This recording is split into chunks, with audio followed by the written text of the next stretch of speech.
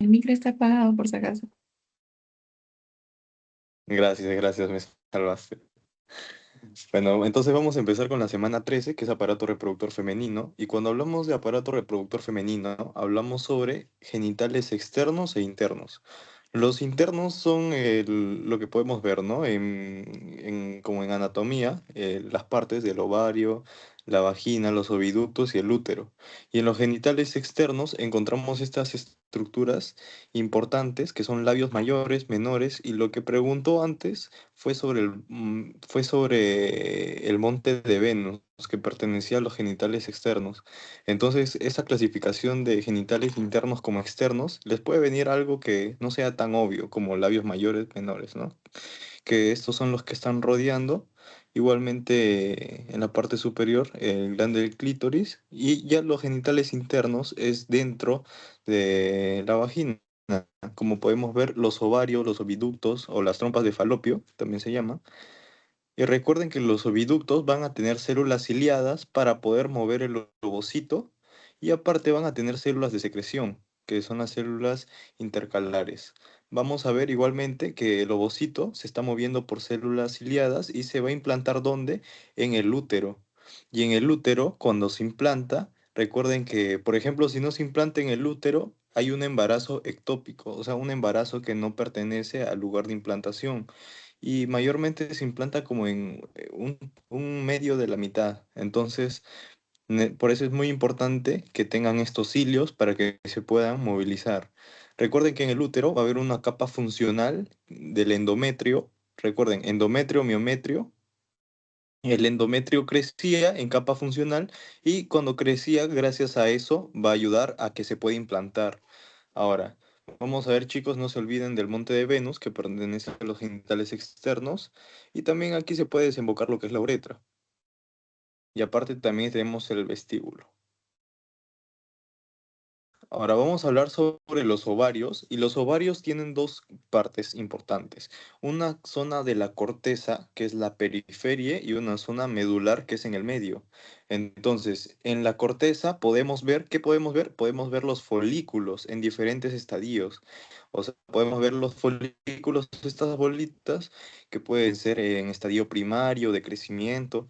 También podemos, o sea, ahí es donde ya empiezan a llamarse, ¿no? Folículo primordial, folículo de Graf, folículo antral y todas sus derivaciones, pero se encuentran en la zona cortical. Y antes lo que habían preguntado era sobre el estroma de la zona medular. Te ponían, por ejemplo, qué estructuras pertenecen al estroma de la zona medular. Y viendo el examen pasado, vi una pregunta sobre el estroma de las células hepáticas, así que no se olviden estudiar eso del estroma, que algunas veces viene en diferentes estructuras.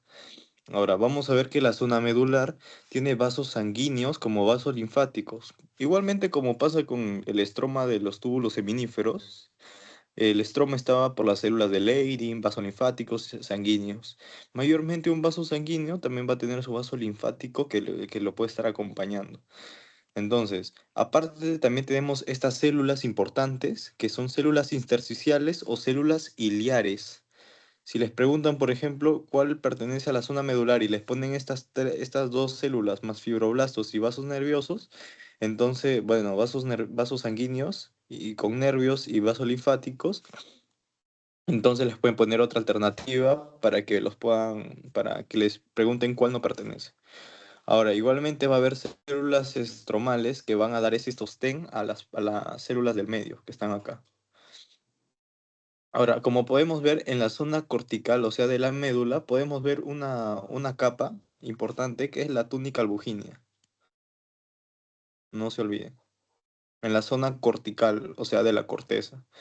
Y recuerden que en la zona de la corteza es importante que estén los folículos, porque aquí cuando hay ovulación va a ser expulsado el ovocito. ¿Ok? Cuando hay ovulación es cuando se expulsa el ovocito. ¿Y esto qué va a pasar? Se convierte en un cuerpo lúteo o cuerpo albicans, dependiendo si hay implantación o no. Si hay implantación, o sea, hay fecundación, ¿qué va a pasar con el cuerpo lúteo? Bueno, este cuerpo que se está formando se va a llamar cuerpo amarillo o cuerpo lúteo, si hay implantación. ¿Por qué es necesario que se forme en cuerpo lúteo? Porque este va a administrar hormonas para que puedan mantener el embarazo. Caso contrario, si se convierte en cuerpo blanco o cuerpo albicans. Esta es una forma degenerada de este cuerpo lúteo. Ahora vamos a ver que los folículos ováricos, les había comentado, que pueden ser primordiales y en crecimiento. En los primordiales encontramos el ovocito primario y recuerden que hay acá no está, ¿no? Pero hay una clasificación entre espermatogénesis y ovogénesis. Recuerden que primero va a iniciar con un ovocito o ovocito, disculpen, ovogonio o también espermatogonia. ¿Ok? Y estas ovogonias y espermatogonias que va a tener van a ser diploides. O sea, tienen 23 pares de cromosomas o tienen 46 cromosomas, que es el doble. Entonces, una vez que son ovogonias, estas se van a diferenciar en ovocitos o espermatocitos primarios. O sea, vienen los primarios. Ahora, en el caso de las células de los ovogonias, cuando se forma su primer ovocito primario, también va a dar un cuerpo polar. Caso contrario pasa con las o sea, de los espermatogonias, dan espermatocitos primarios, estos van a dar dos espermatocitos primarios.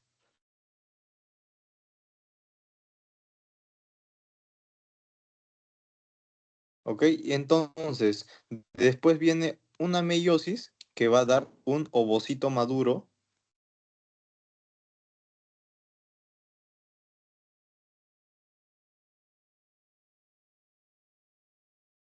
y va a dar tres cuerpos polares. Bueno, dos cuerpos polares más. ¿Ok? Aquí me acabo de saltear un paso que es la transformación de ovocito secundario, pero igualmente lo importante que sepan es el producto final que les puede dar, porque eso les pregunta, y qué número de cromosomas tiene cada uno. Por ejemplo, el espermatogonia, como les comentaba, es diploide, o sea, tiene todos sus material genético. En cambio, ¿qué pasa con el ovocito maduro? El ovocito maduro necesita tener 23 cromosomas, no pares, 23 cromosomas. ¿Por qué? Porque si se junta con un espermatozoide que tiene 23 pares igualmente, ¿qué va a pasar? Cuando se juntan, van a formar 46 cromosomas y así van a dar el material genético para el niño, o sea, para el neonato. Ahora van a ver que, acuérdense que aquí en las mujeres se forman los cuerpos polares, en cambio en los espermatocitos secundarios se forman 4 espermatozoides como producto final.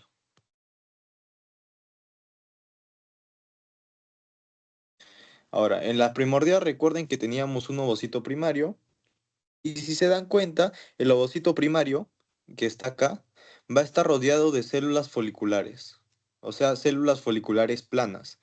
Después va a ir creciendo y se forman unas cúbicas y después va creciendo y ya forman unas células más estratificadas, pero este se llama ya folículo en crecimiento. Cuando hablamos de folículo en crecimiento, podemos hablar sobre folículo primario, secundario o de graf o maduro. Cuando hablamos de folículo en primario, puede ser unilaminar y multilaminar. O sea, una capa o varias capas. ¿Qué sería este en crecimiento, no? Crecimiento, crecimiento. Unilaminar o multilaminar. Ahora, si se dan cuenta, también aparte del folículo, va a tener una zona que es esta amarilla, que va a ser la zona de la teca interna, teca externa. De la teca interna y teca externa. Y aparte, esto rojo que están viendo aquí es la zona pelúcida. La zona pelúcida, que se va a ayudar a proteger al ovocito. Por ejemplo, si hay un espermatozoide que viene por acá, por ejemplo, va a intentar, ¿qué cosa? Va a intentar romper la zona pelúcida, romper esas células foliculares. Recuerden que el espermatozoide tenía enzimas en el acrosoma, que lo habíamos visto, que va a ayudar a penetrar esta zona pelúcida y zona de la zona folicular para que pueda fecundar el ovocito. Entonces, tenemos primario, el secundario o antral. Y este es importante porque aquí encontramos cuerpos de Kay-Exner y esto lo habían preguntado. Los cuerpos de Kay-Exner se encuentran en el folículo secundario o antral. Y aparte que aquí podemos ya encontrar que como un líquido que se forma. Ahora, importante, en el folículo, el último folículo es el graf o maduro y este es ya cuando se completa la primera división meiótica, antes de la ovulación, o sea, antes de la expulsión del ovocito por el ovario, como les había comentado en la foto de acá, ¿no? Que aquí esto se da por ovulación, cuando se expulsa el ovocito. Aquí está lo que les había comentado, ¿no? El líquido antral, y aquí si se dan cuenta, hay un mayor antro, o sea, este es el folículo de Graf, o ya maduro, porque lo que pasa aquí es que estas son las células de la granulosa, lo que está rodeando el ovocito, ¿no? Y vamos a ver que este ovocito se encuentra en una parte lateral. Y es importante que se encuentre así, porque así le va a ayudar a liberarse. Porque si se encontrara en el medio, ¿qué pasa? Si se encontrara acá, por ejemplo, le es difícil liberarse. Por eso necesita estar a un costado. Ahora vamos a ver sobre la teca interna y teca externa. La teca interna, vamos a ver que tiene receptores de LH. La teca externa tiene, disculpen, las células de la granulosa, que es lo que les había comentado de acá, estas células grandes. Vamos a ver que tiene receptores para LH y también para FSH. Entonces, recuerden que estas dos hormonas son sintetizadas por células gonadótrofas de la adenohipófisis, que van a liberar hormona luteinizante y folículo estimulante. ¿Y estas dónde van a ir? Se dirigen a la célula de la granulosa para poder ayudar en su crecimiento.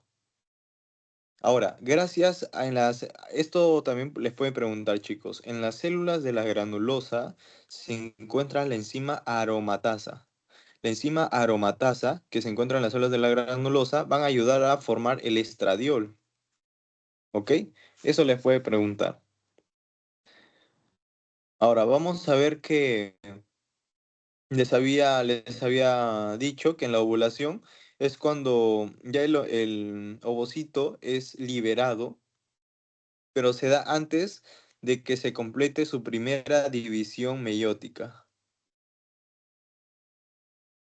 O sea, primero el ovocito es un ovogonio. El ovogonio después se diferencia en ovocito primario y donde va a dar su primera meiosis. O sea, recuerden que es mitosis, se crea lo mismo y, por ejemplo, si una célula tiene 46 cromosomas, va a dar otra célula con 46 cromosomas. Caso contrario pasa con una meiosis. Una meiosis es que una célula va a dar 23 cromosomas a una célula y a la otra le va a dar 23 cromosomas también. Entonces aquí ocurre la primera división meiótica donde el ovocito se convierte en haploide, o sea, un material genético, solo 23 nada más, 23 cromosomas. Ahora, hay hormonas que van a ayudar en el sistema reproductor femenino. La habíamos visto, ¿no? La LH, la FSH que llegan a nivel de la granulosa y también de la teca interna, en caso de la LH, que van a tener la enzima aromatasa para poder formar estradiol. Aparte de eso, también encontramos el estradiol, porque recuerden que va a ayudar a convertirse gracias a la enzima aromatasa. Ahora, también la hormona liberadora de gonadotrofinas. ¿Qué va a hacer? Va a liberar gonadotrofinas como LH y FSH, entonces va a ayudar. Ahora, también encontramos la activina y la inhibina. Como también pasaba con las células de Sertoli, recuerdan que tenían activina e inhibina, aquí en el aparato reproductor femenino también van a estar presentes. Además que la progesterona va a ayudar como un marcador también cuando vean endocrino, o sea, el sistema, el bloque de endocrino, van a ver esto, ¿no? Los picos de progesterona, de LH, y la progesterona es importante porque esto em, va a estar liberado por el cuerpo lúteo cuando hay fecundación. Ahora también vamos a encontrar el inhibidor de la prolactina. En el cuerpo lúteo les había dicho que era dependiendo si había embarazo. Si había embarazo, se mantenía en un cuerpo lúteo o amarillo, y si no hay embarazo, se transforma en cuerpo albicans. En el cuerpo lúteo o amarillo, se va a dar la estimulación gracias a la LH, ¿no? Gracias a la LH. O sea, la hormona luteinizante. Y algo que me habían preguntado antes eran las células que tenía el cuerpo lúteo. Tiene células tecoluteínicas y tiene células granulosoluteínicas. Pero lo que preguntaban eran los porcentajes. El que más abunda es la granulosoluteínica, porque recuerden que en las células de la granulosa iban a tener más células que las teca interna y teca externa, porque estas van a ser un poco más achatadas, ¿no? Como podemos ver acá. Hay más células de la granulosa que células del teca interna y teca externa. Entonces, ¿cuál va a ser la proporción? 80%, 20%. Ahora, algo importante es la relaxina, chicos. La relaxina en el embarazo, cuando una mujer está embarazada, hay modificaciones anatómicas en el sentido de los ligamentos, porque el cuerpo se prepara para que pueda almacenar a un niño en el interior. Entonces hay cambios morfológicos en la estructura del cuerpo de las mujeres. O sea que, por ejemplo, la barriga crece, y no solo eso, ¿no? Que es el cambio más evidente, sino que los ligamentos se van a estirar para que la implantación del niño, o sea, pueda mantenerse normal y no lo aplaste. Entonces, la relaxina va a ayudar a estos cambios morfológicos de, de las mujeres embarazadas, porque va a ayudar a la elasticidad de los ligamentos para que puedan ayudar a mantener el embarazo. Y obviamente que estos cambios solo van a pasar si la mujer está embarazada, ¿no? Así que es un datito que les pueden preguntar ahí. Ahora, les había comentado que si el cuerpo lúteo no es fecundado, se convierte en cuerpo albicans o blanco. Entonces, cómo se va a degenerar este cuerpo? Por una fibrosis o fagocitosis. Fagocitosis saben que es por macrófagos, ¿no? Las células presentadoras de antígeno. Pero sí también hay una fibrosis. La fibrosis siempre asóciala con fibroblastos y síntesis de colágeno, fibras colágenas. Por ejemplo, si les digo una fibrosis en el hígado, que habrán escuchado mucho. Recuerden que en el hígado habían células estrelladas o células de hito, que estas iban a encargarse de almacenar vitamina A. Y eso les pueden preguntar en su examen también, ¿no? Función de células de hito o estrelladas. Por ejemplo, a mí me preguntaron eso en bloque de gastro en Fisiología 2, para que vean la importancia, ¿no? Y estas células pueden transformarse en fibroblastos, y los fibroblastos pueden sintetizar fibras colágenas, y esto es lo que le va a dar una rigidez al tejido. O sea, puede dar una disfunción en el tema de los órganos, como en este caso del cuerpo lúteo o también del hígado. A ver. Ahora, les había comentado que en las trompas de falopio, trompas uterinas o los oviductos, aquí podemos ver sus partes. El istmo, la ampolla, el infundíbulo. Y aquí encontramos, ¿qué cosa? El ovario, con su ligamento, ¿no? Este ligamento casi siempre me preguntan en anatomía. De hecho, vine en mi examen de anatomía. Ahora, si se dan cuenta, aquí los ovarios, cuando hay una ovulación, ¿qué pasa? Se libera el ovocito. Y no se va a movilizar gracias y obra por el Señor Cristo, ¿no? Sino se va a movilizar gracias a los cilios. Se moviliza gracias a los cilios que están en las paredes de los oviductos. Ahora, si por ejemplo les había comentado en la primera clase que tuvimos, ¿no? O sea, una enfermedad de Cartagena, donde los oviductos no funcionan, ¿qué va a pasar? Problemas de fecundación, o sea, de embarazo. porque el ovocito no se puede mover. Recuerden que ¿quién atrapa los ovocitos? Las fimbrias, que son pelitos que se encuentran en los oviductos. Ahora, no solo hay cilios en los oviductos, también van a haber células intercalares o células en clavo, que estas van a ser células secretoras de glicoproteínas que van a capacitar a los espermatozoides y nutrir al ovocito o huevo fecundado. ¿Ok? Hay una secreción glucoproteica que va a ser liberada por quienes, por las células intercalares y de clavo. Yo me acuerdo, esto les comento porque esto me vino en pregunta de embriología. Así que por eso les puse también esto de las células intercalares y clavo. Pero como está en histología, también les pueden preguntar, chicos. Ahora, vamos a ver la mucosa de de las trompas de falopio. Va a haber células ciliadas y células intercalares. Y es su epitelio cilíndrico simple. Es lo más importante que deben recordar. Epitelio cilíndrico simple con células ciliadas e intercalares.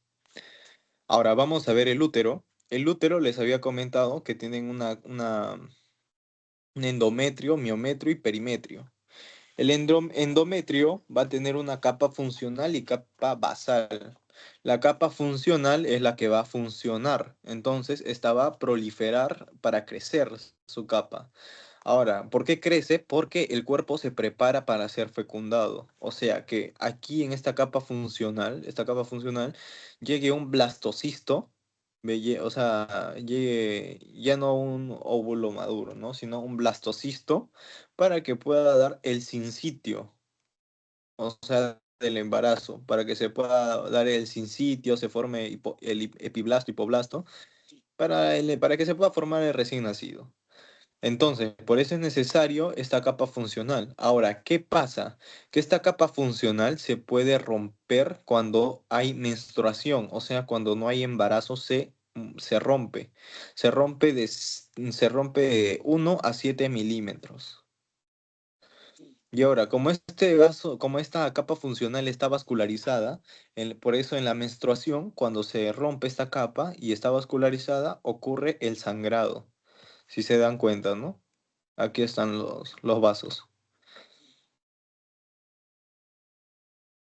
Ahora, vamos a ver quién va a ayudar a la proliferación, la capa basal. Sabemos que lo que es basal ayuda a mantener las poblaciones celulares. Ahora, esto es en el endometrio. También va a haber un miometrio, que recuerden que el miometrio va a ser vascularizado, ricamente vascularizado, y aquí es donde va a llegar la oxitocina, porque es un músculo que puede ayudar en las contracciones uterinas para el parto. Así que es un datito que también les pueden preguntar, ¿no? Y aparte que la oxitocina va a ayudar también en la inyección de leche, mientras que la prolactina iba a ayudar en el crecimiento de las glándulas mamarias y la producción de leche, mientras que la oxina es la eyección, o sea, es la expulsión gracias al estímulo de la amamantación. Ahora, el perimetrio va a ser células mesoteliales, nada más, chicos. Son células mesoteliales como una capa que va a cubrir un órgano. Lo mismo pasa con el mesotelio del corazón, ¿no? Que es epitelio simple plano también.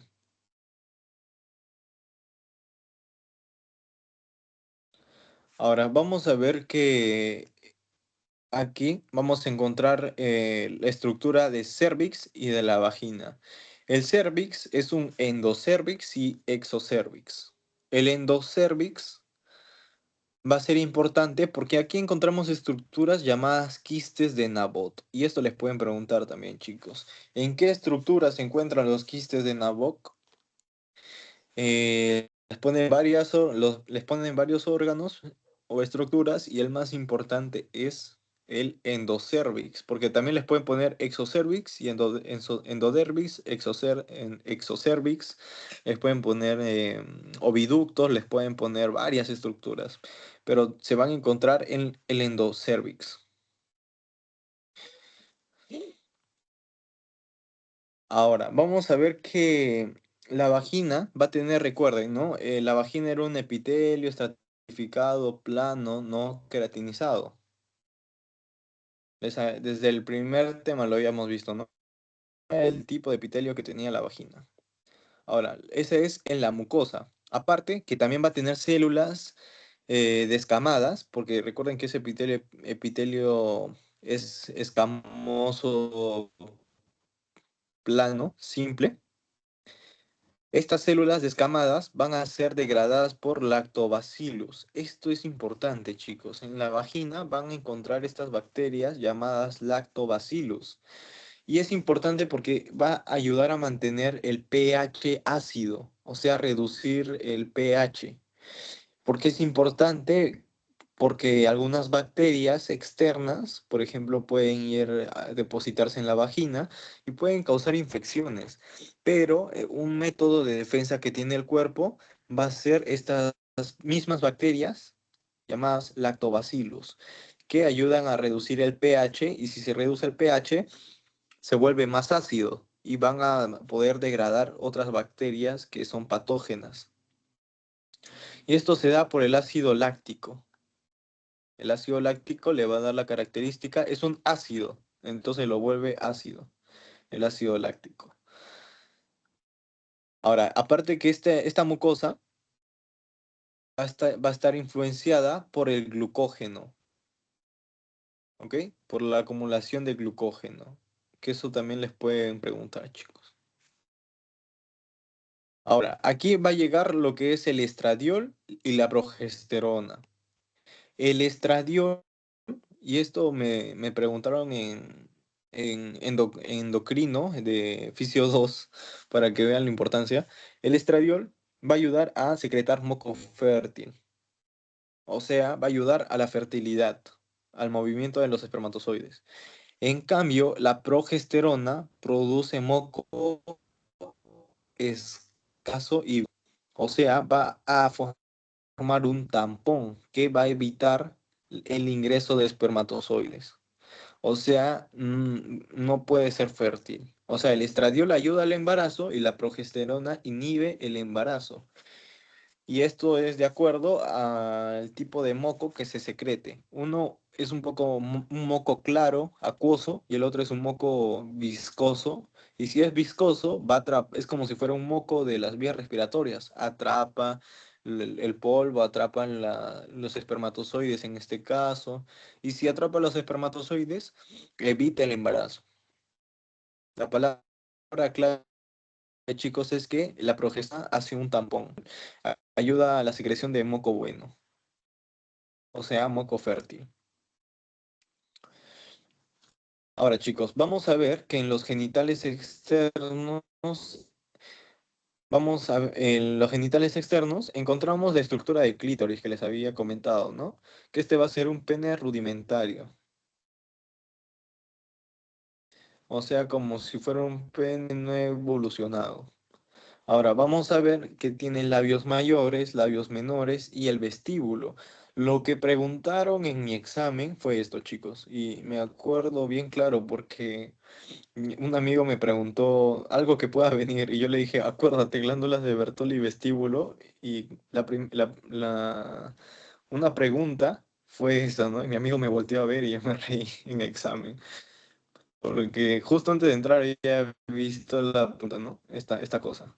Ahora, en el vestíbulo vamos a encontrar glándulas de Bartolín y este va a secretar el moco viscoso. Recuerden que el moco tiene función de atrapar bacterias, atrapar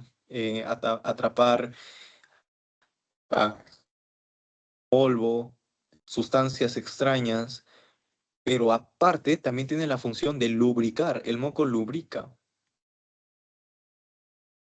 Por ejemplo, también tenemos moco en donde el aparato digestivo, para que pueda ingresar los alimentos y se desplacen rápidamente. ¿Por qué? Porque el moco también puede ser función de lubricación. Ahora, recuerden, en el vestíbulo encontramos estas glándulas de Bartolín que van a ayudar a secretar el moco.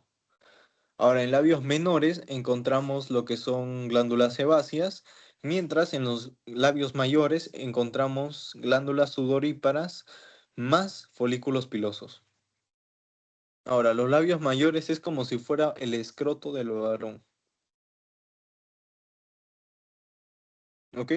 Ahora, algo importante ahí es lo el conducto de Müller, acuérdense, ¿no? Que aquí se formaba en las mujeres el conducto de Müller Y en los varones se formaba, no se podía formar este conducto. ¿Por qué? Porque las células de Sertoli, las sustentaculares, van a secretar la hormona antimuleriana.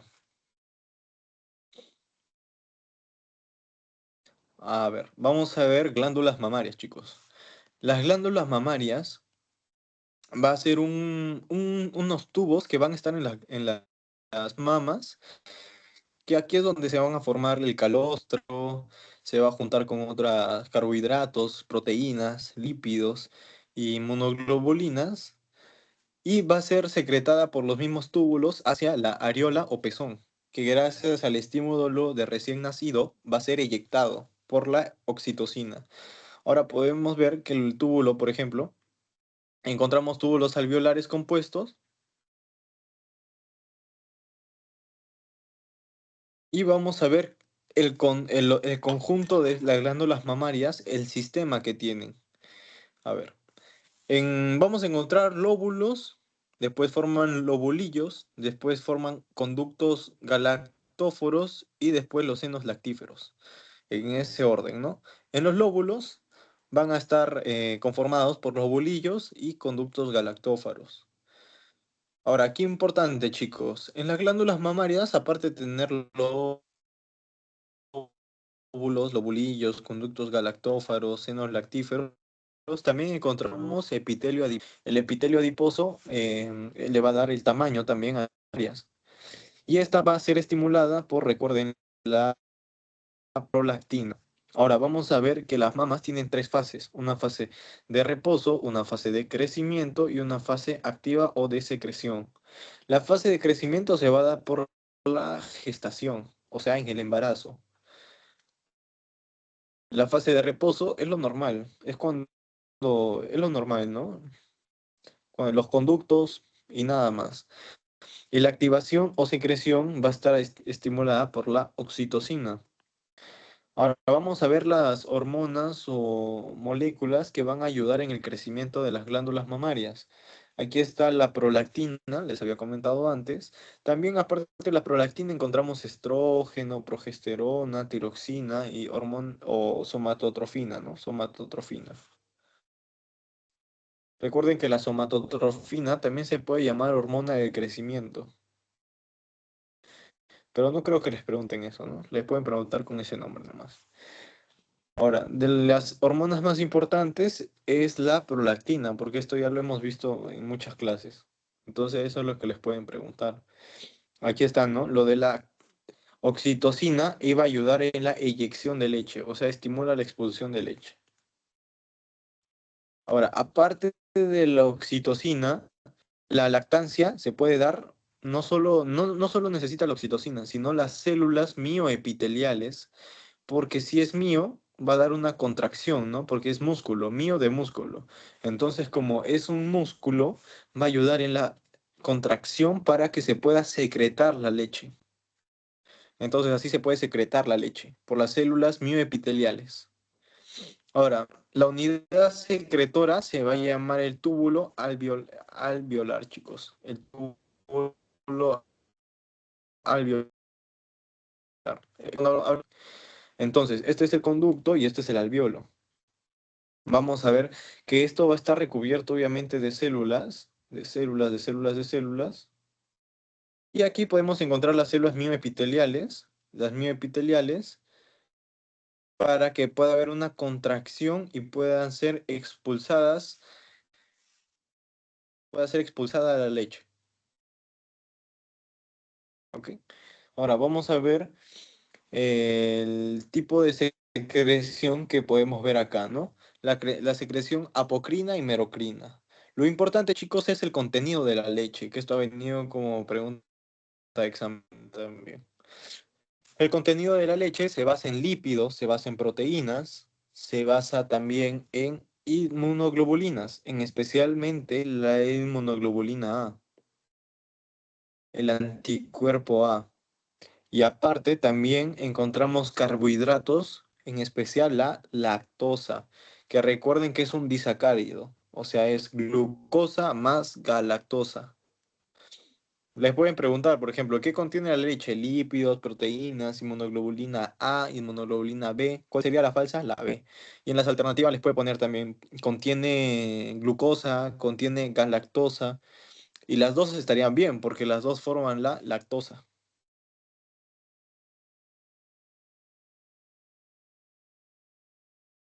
Ahora, chicos, vamos a ver la areola y el pezón. La areola es como lo que rodea al pezón. Aquí, ¿no? La areola es esta estructura y el pezón es esta estructura. Que en el pezón es donde se desemboca todos los conductos para que pueda ser expulsado la leche. Ahora, en la areola encontramos glándulas de Montgomery, que esto también les pueden preguntar.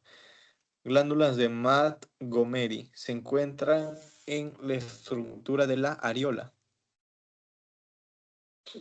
Aparte que también encontramos glándulas sebáceas y sudoríparas, pero más importantes son las glándulas de Montgomery.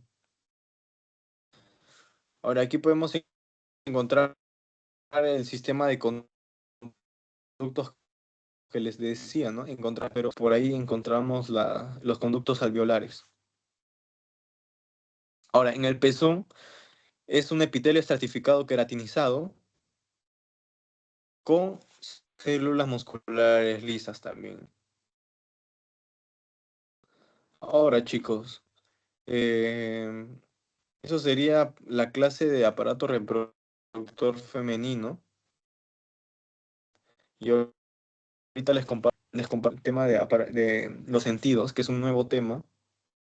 Pero hasta ahí alguna pregunta, chicos.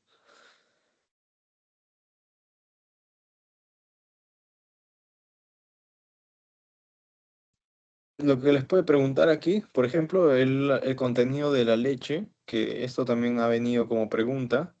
Recuerden que el calostro va a tener inmunoglobulina A y recuerden que la inmunoglobulina A iba a ser un componente inmunitario porque es un anticuerpo, pero se encarga de ayudar en proteger las mucosas de recién nacido.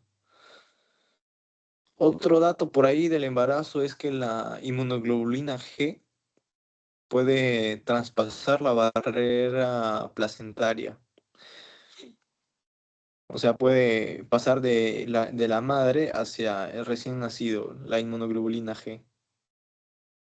Otra cosa es que para la eyección se necesita células mioepiteliales de músculo y células de la oxitocina, que recuerdo que también lo había visto en pregunta de banco.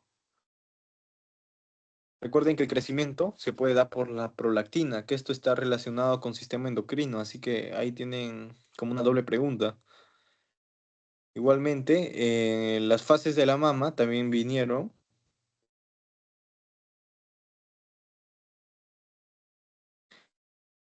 Esto de glándulas de Bartolín, esto yo me acuerdo claro que me vino en el examen, porque lo leí antes de entrar encima. Lo que preguntaba era el tipo de estructura que se encuentra en el vestíbulo de los genitales externos. Pero aparte también les puede venir las células de los lactobacillus. Porque esto es importante, chicos. Los lactobacillus van a dar el pH ácido de la vagina. Y como es ácido, va a evitar la colonización de bacterias patógenas. Porque como es ácido, baja el pH. Igualmente, el papel del estradiol, de la progesterona en la secreción de moco. El estradiol ayuda al movimiento de los espermatozoides por su moco acuoso. En cambio, la progesterona es un moco denso que evita el paso de los espermatozoides porque forma como un tampón. Porque cada espermatozoide que pase por ahí va a ser secuestrado por este moco viscoso poder avanzar. Ahora, en el endocervix se encuentran los quistes de Napote. Esto también les puede preguntar. Y bueno, otra cosa aquí es lo del cuerpo lúteo, las células que se encuentran, el porcentaje más que todo, porque esto vino como pregunta de examen. La enzima aromatasa, les comento porque, bueno, a mí eso me tomaron en endocrino de fisiología 2 y cosas que también me toman a mí les pueden preguntar a ustedes.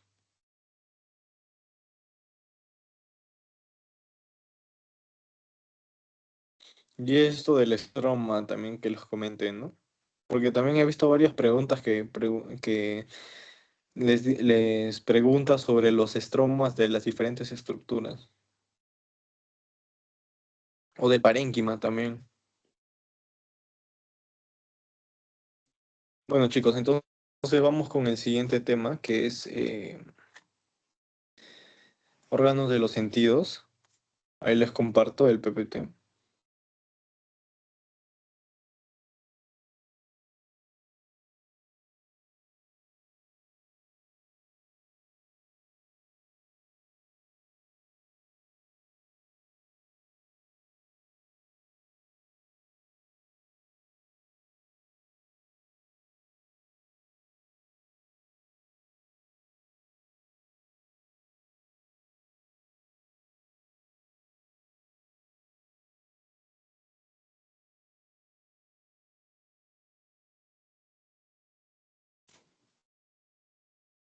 Los órganos de los sentidos, chicos, he visto que es mayormente física. O sea, si han prestado atención a las clases de física, pueden sacar varias preguntas de ahí, ¿no?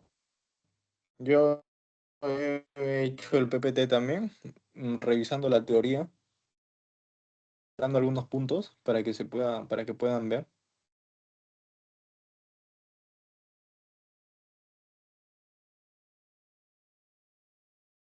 Ahora, el PPT de órganos de los sentidos, para mí ha sido bien poquito, la verdad. He visto pocas cosas. Así que como es un tema nuevo, no sé qué puedan preguntar, chicos, pero o sea, por eso siempre preguntan lo que está en la teoría. Por eso les he puesto la teoría, chicos.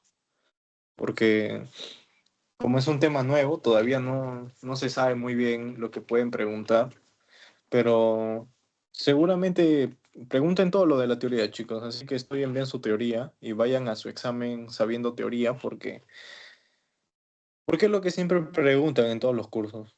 Por ejemplo, bueno, si les puede servir un método de estudio que yo siempre utilizo en los exámenes, es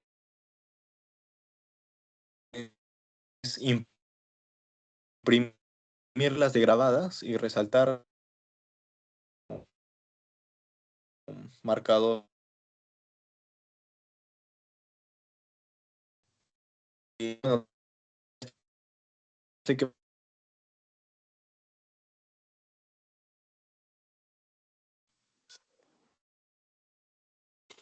Ok. Ya, entonces vamos a empezar con órganos de los sentidos.